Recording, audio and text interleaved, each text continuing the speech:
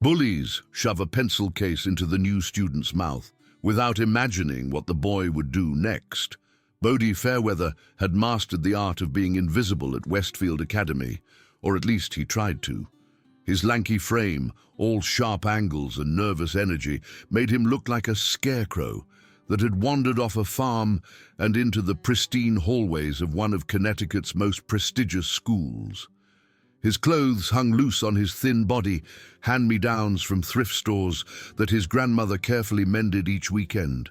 The other students, with their designer backpacks and $100 sneakers, moved past him like he was just another locker in the hallway. What none of them knew was that every morning before school, while they were still hitting their snooze buttons, Bodie was in his grandmother's garage, working through combinations on the heavy bag she'd installed when he was 12. His knuckles bore the faint scars of years of training, hidden beneath the sleeves of his oversized hoodies.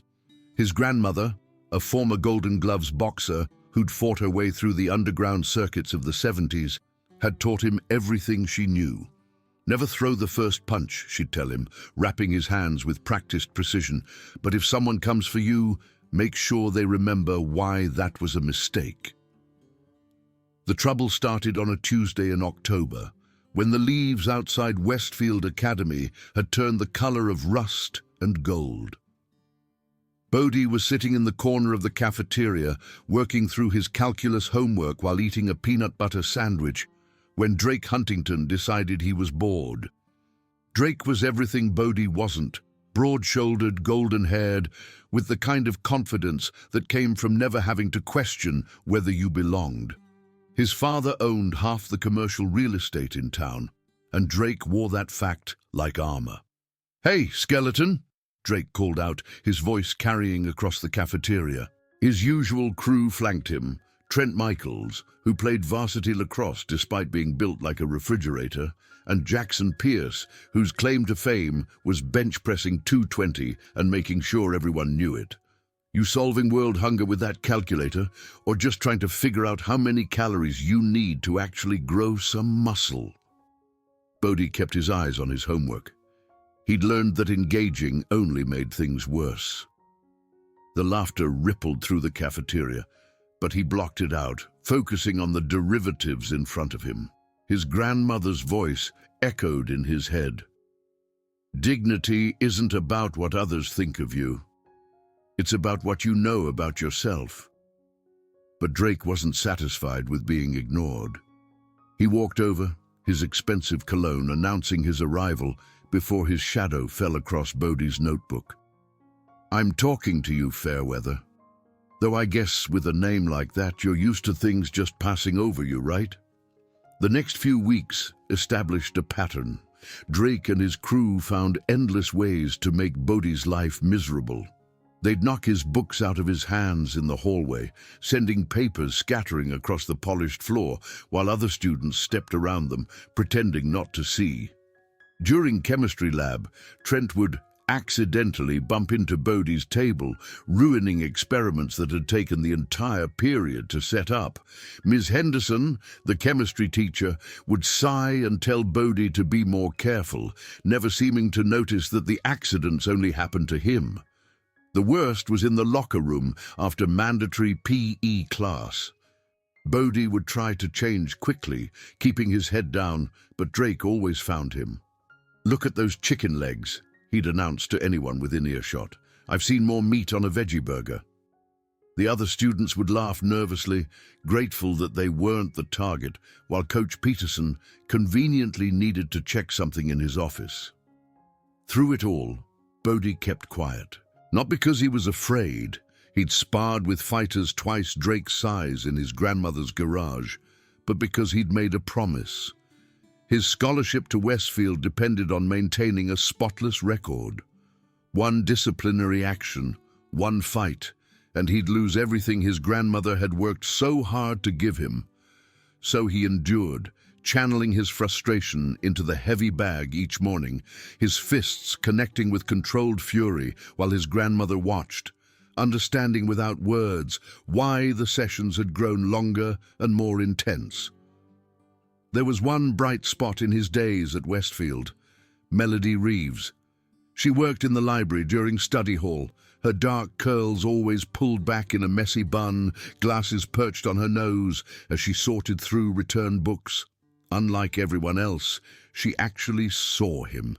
She'd smile when he came in, a genuine smile that reached her eyes, and sometimes they'd talk quietly about books while she scanned returns into the system.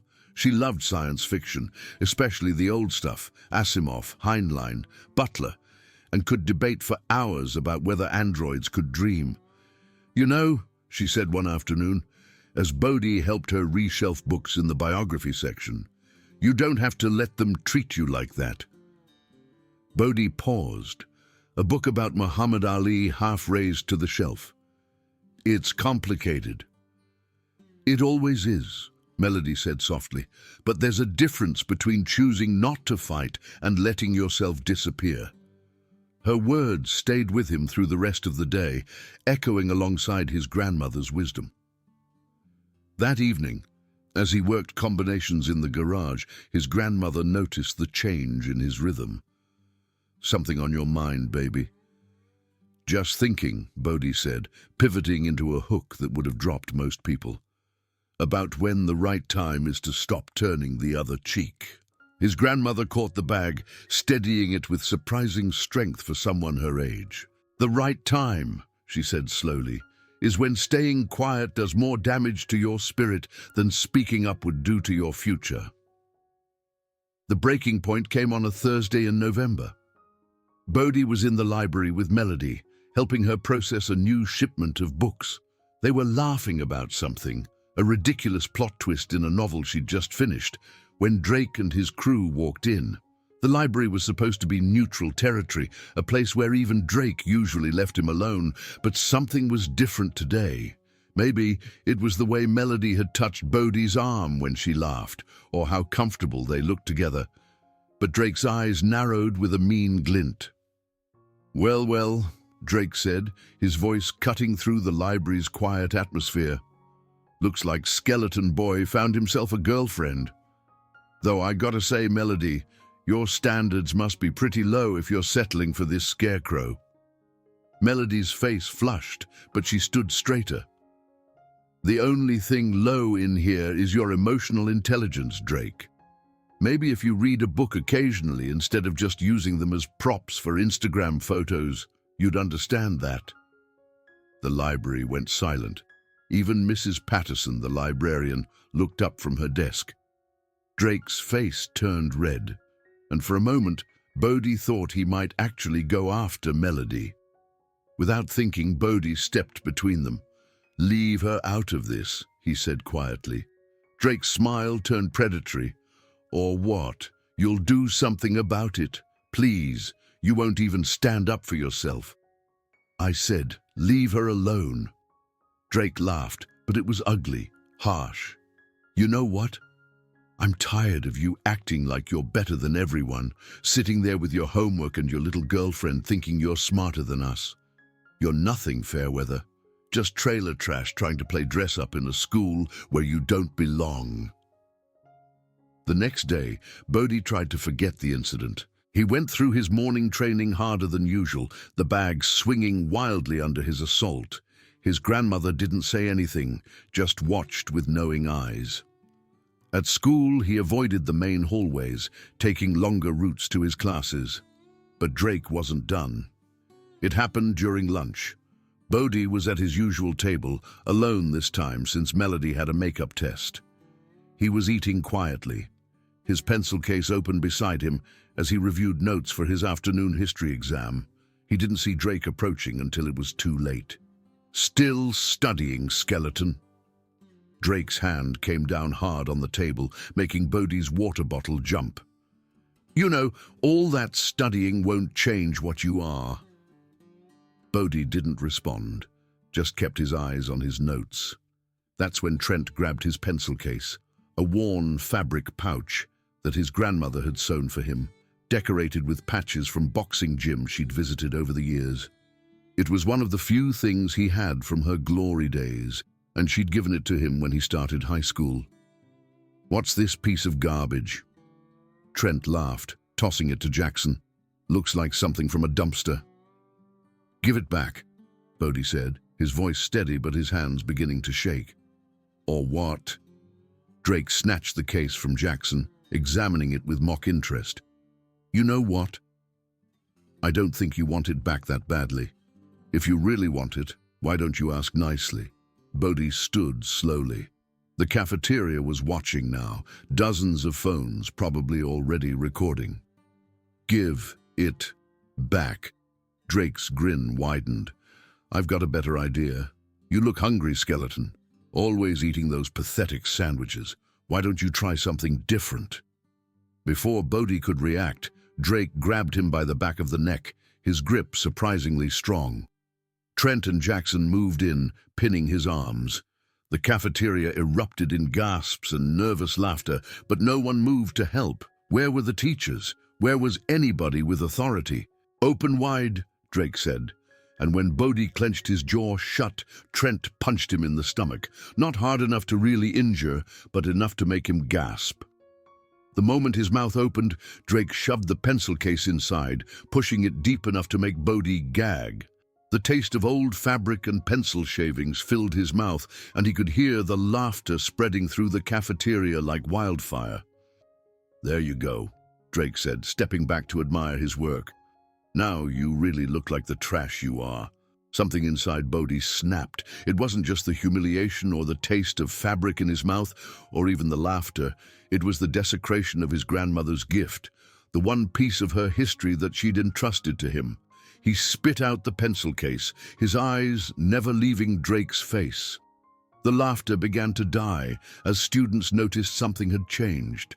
Bodhi's entire posture was different. His shoulders were relaxed, his stance had widened, and there was something in his eyes that made even Trent take a step back. "You want to do this?" Bodhi asked, his voice so calm it was terrifying. "Okay, let's do this." Drake laughed, but it sounded forced now. "What, you're gonna fight me? You? Please, I'll break you in half, skeleton." Bodhi rolled his shoulders, feeling the familiar looseness that came before a bout. His grandmother's voice was in his head, clear as day. "Center yourself. Control the space. Make them come to you." "Take your shot," Bodhi said simply. Drake looked around, seeing all the phones pointed at them, all his friends watching. His reputation was on the line now. He couldn't back down. With a snarl, he lunged forward, throwing a wild haymaker that would have knocked out most high school students. But Bodhi wasn't most students. He slipped the punch with a subtle head movement, muscle memory taking over. Drake's fist whistled past his ear, and in the same motion Bodhi pivoted, bringing his left hand up in a perfect hook to Drake's ribs. The sound of impact echoed through the cafeteria, and Drake's eyes went wide as the air rushed out of his lungs. "What the hell?" Trent moved in, trying to grab Bodhi from behind, but Bodhi had been preparing for multiple opponents since he was 13. He dropped his weight, breaking Trent's grip, then drove an elbow backward into his solar plexus. Trent doubled over, gasping, and Bodhi spun to face Jackson. "You sure you want this?" Bodhi asked, his hands up in a perfect boxer's guard. Jackson, who'd been so proud of his bench press numbers, threw a punch that was all arm strength and no technique. Bodhi parried it easily, the deflection sending Jackson off balance, then connected with a crisp jab to his nose. Not hard enough to break it, but enough to make his eyes water and blood start flowing. Drake had recovered enough to charge again, but this time Bodhi was ready. He sidestepped, using Drake's momentum against him, and threw a combination that his grandmother had drilled into him 1,000 times. Jab, cross, hook. Each punch landed clean, snapping Drake's head back. Drake stumbled, his legs suddenly unsteady, and Bodhi could have ended it there. One more punch, and Drake would be on the ground, defeated, humiliated. But he heard his grandmother's voice again. "A true fighter knows when to strike and when to show mercy. Strength isn't about destroying someone. It's about knowing you could and choosing not to." Bodhi stepped back, lowering his hands. Drake was swaying, blood trickling from his lip, his perfect hair now a mess. Trent was still on his knees, trying to catch his breath. Jackson was holding his nose, blood seeping between his fingers. "We're done here," Bodhi said, his voice carrying through the silent cafeteria. "You want to come at me again? You know where to find me. But I'm done being your entertainment. I'm done being your punching bag. And if you ever disrespect my grandmother's gift again, or go near Melody, what happened today will feel like a warm hug compared to what comes next." He bent down, picked up his pencil case, and carefully wiped it clean with a napkin.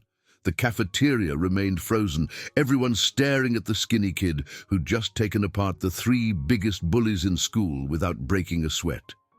Someone started clapping, a slow, solitary sound that broke the spell. Bodhi looked up to see Melody standing in the doorway, her eyes shining with something that might have been pride or tears or both. Principal Morrison appeared then, far too late to prevent anything, his face red with anger or embarrassment. "Everyone to class! Now! You 4! My office!" But as Bodhi walked past Drake, who was still trying to process what had happened, he heard him whisper something that almost sounded like, "I'm sorry." The aftermath was swift and complicated. There was talk of suspension, of losing his scholarship. But when the videos surfaced, showing Drake shoving the pencil case in Bodhi's mouth, showing the weeks of harassment that preceded it, the narrative changed. Parents were called, lawyers were mentioned. In the end, Drake, Trent, and Jackson received 2 weeks suspension and mandatory counseling. Bodhi got a warning about fighting on school grounds and a strange note in his file that mentioned justified self-defense. The real change, though, was in the hallways. People moved differently around Bodhi now, not with fear exactly, but with respect. The whispers followed him, but they were different whispers. "Did you see how fast he moved? I heard his grandmother was some kind of professional fighter. Drake hasn't looked him in the eye since." It was a week later when Drake approached him. Bodhi was at his usual lunch table, Melody sitting across from him now, their fingers intertwined over their textbooks. Drake stood there awkwardly, his usual swagger completely gone. "Can I talk to you for a second?" Drake asked, and for the first time, Bodhi heard uncertainty in his voice. Melody squeezed Bodhi's hand, a silent question. Bodhi nodded at her, then looked at Drake. "Talk."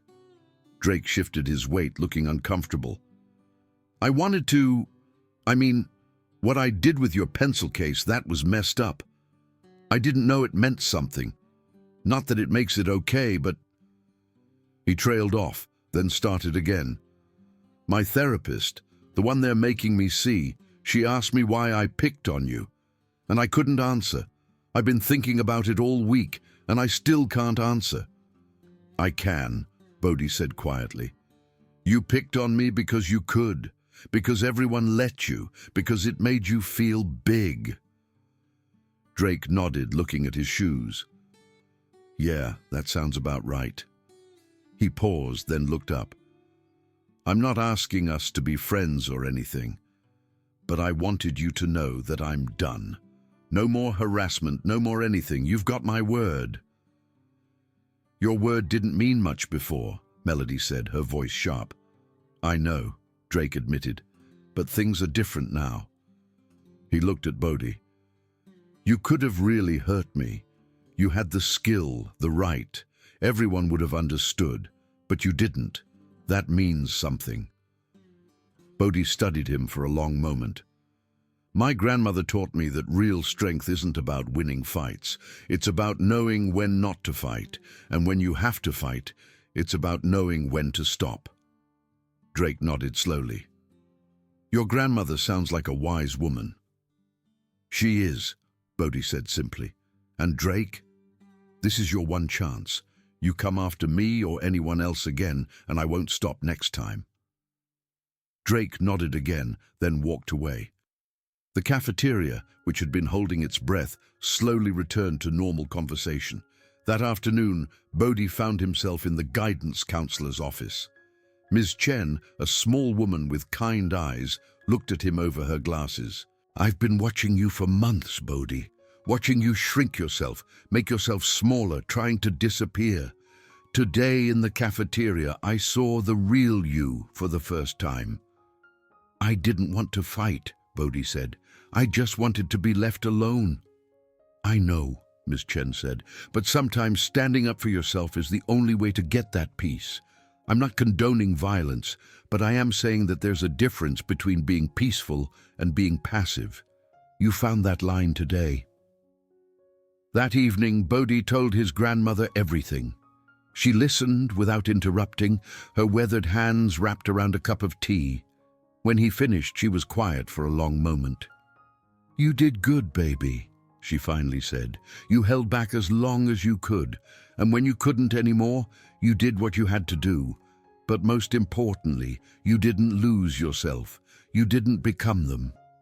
I wanted to, Bodhi admitted. When Drake was stumbling, when I could have put him down for good, part of me really wanted to.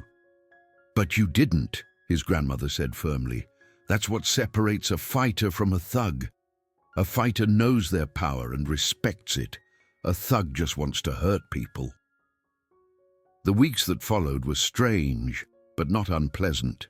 Bodhi still sat at his usual table, still studied with Melody in the library, still trained in the garage every morning. But now, people nodded at him in the halls. Teachers looked at him differently, with something approaching respect. Even Coach Peterson pulled him aside one day. I heard you've got some skills, the coach said gruffly. Ever think about joining the wrestling team? We could use someone with your talents. Bodhi politely declined. He had no interest in turning his grandmother's gift into a sport, into entertainment. The skills she'd taught him were for protection, for survival, not for trophies. It was Melody who really understood. One afternoon, as they walked through the park near school, she asked him about his training. Bodhi found himself telling her things he'd never told anyone, about the hours in the garage, about his grandmother's stories from her fighting days, about the discipline and control it took to have power and not use it. You're kind of amazing, you know that? Melody said, stopping to face him. I'm really not, Bodhi replied. I'm just a guy who got tired of being pushed around. No, Melody said firmly. You're a guy who knew he could fight back from day one, but chose not to until you absolutely had to. That takes a kind of strength most people don't have. Their relationship deepened after that day. Melody would sometimes come to watch his morning training sessions, sitting on a stool in the corner of the garage, doing homework while Bodhi worked the bag. His grandmother took to her immediately, recognizing a kindred spirit who saw Bodhi for who he really was. That girl's got eyes that see true, his grandmother told him one morning. Don't let that one go. Bodhi had no intention of letting her go. Melody had stood by him when he was nobody, had seen something in him when everyone else saw a target. Now that others saw him differently, she was the reminder that he'd always been worthy of respect. 3 months after the cafeteria incident, Bodhi was walking to class when he passed Drake in the hallway. They made eye contact, and Drake nodded, a small gesture, but meaningful. They'd never be friends, but they'd found an understanding. Drake had learned that power without restraint was meaningless, and Bodhi had learned that sometimes you had to show your strength to protect your peace. That evening, as Bodhi wrapped his hands for training, his grandmother watched him with pride. You know what the hardest part of fighting is? She asked. Knowing when to stop, Bodhi guessed. No, baby. It's knowing that once people see what you can do, you can never go back to being invisible. You comfortable with that? Bodhi thought about it as he approached the bag. He thought about Melody's hand in his, about the nod of respect from classmates, about walking through hallways without fear. He thought about his pencil case, now carefully cleaned and repaired, sitting safely in his backpack. Yeah, he said, throwing the first punch of his session. I'm comfortable with it. The sound of his fists hitting the bag echoed through the garage, steady and controlled, like a heartbeat. Outside, the sun was setting over Connecticut, painting the sky in shades of gold and red. Inside, a young man who'd found his strength continued his training, not because he needed to fight, but because discipline and control were their own rewards. At school the next day, Bodhi sat in the cafeteria with Melody, their table no longer isolated, but occasionally joined by other students who'd found courage in his example. There was Marcus, who'd been hiding his love of theatre because he thought it wasn't masculine enough. There was Jennifer, who'd been letting people copy her homework out of fear of being ostracized. There was Tommy, who'd watched the bullying for months and finally found his voice to say it was wrong. "You started something," Melody told him one afternoon, gesturing at their now crowded table. "People aren't as afraid anymore." "I didn't start anything," Bodhi said. "I just stopped accepting the unacceptable." But he knew she was right. The dynamic at Westfield Academy had shifted. It wasn't that bullying had disappeared entirely, human nature didn't change that quickly, but there was a new awareness that victims didn't have to stay victims, that strength came in many forms, and that sometimes the quietest person in the room was the one you least wanted to provoke. Drake, Trent, and Jackson still moved through the hallways, but their reign of terror was over. They'd learned, in the most visceral way possible, that their size and social status didn't make them invincible. Drake, in particular, seemed to have taken the lesson to heart. Bodhi had seen him actually helping a freshman who dropped their books, and while he'd probably never be a saint, he was no longer a demon. The pencil case incident became legend at Westfield, told and retold with various embellishments. In some versions, Bodhi had trained with Navy SEALs. In others, his grandmother was a secret agent. The truth, that he was just a kid who'd been taught to fight by someone who loved him, was somehow both simpler and more powerful than any of the myths. One evening, as spring began to warm the Connecticut air, Bodhi sat with his grandmother on their small porch, watching the sun set. His hands were unwrapped, the day's training complete. Tomorrow would bring new challenges, new tests of his resolve and character. But tonight there was peace. "You know what I'm most proud of?" his grandmother asked suddenly. "What's that?" "That you didn't let them change who you are. You showed your strength, but you kept your heart. That's the real victory, baby. Not the fight you won, but the person you stayed." Bodhi thought about her words as the stars began to appear overhead. She was right, as she usually was. The real victory wasn't in defeating Drake and his crew. It was in doing so without losing himself, without becoming the very thing he'd stood against. He'd learned that strength without compassion was just another form of weakness, and that true power came from knowing when to use it and when to show mercy. As he headed inside, his phone buzzed with a text from Melody. "Movie tomorrow? My treat." He smiled, typing back, "Wouldn't miss it." The boy who'd once tried to disappear into the walls of Westfield Academy had learned that visibility wasn't something to fear. He'd learned that strength wasn't about never being knocked down, but about choosing when and how to stand up. Most importantly, he'd learned that the fight against injustice wasn't won with fists alone, but with the courage to be yourself in a world that tried to make you something else. The garage where he trained still echoed with the sound of gloves on leather each morning. His grandmother still wrapped his hands with the same careful precision. But now, when Bodhi Fairweather walked through the doors of Westfield Academy, he walked with his head high and his shoulders straight. Not because he was looking for a fight, but because he'd already won the only fight that really mattered, the fight to be himself, unapologetically and without fear. The pencil case, carefully mended and worn with pride, remained in his backpack, a reminder that some things were worth fighting for. And in the end, that's all any of us really need to know. What we're willing to stand for, what we're willing to fight for, and most importantly, when we've already won.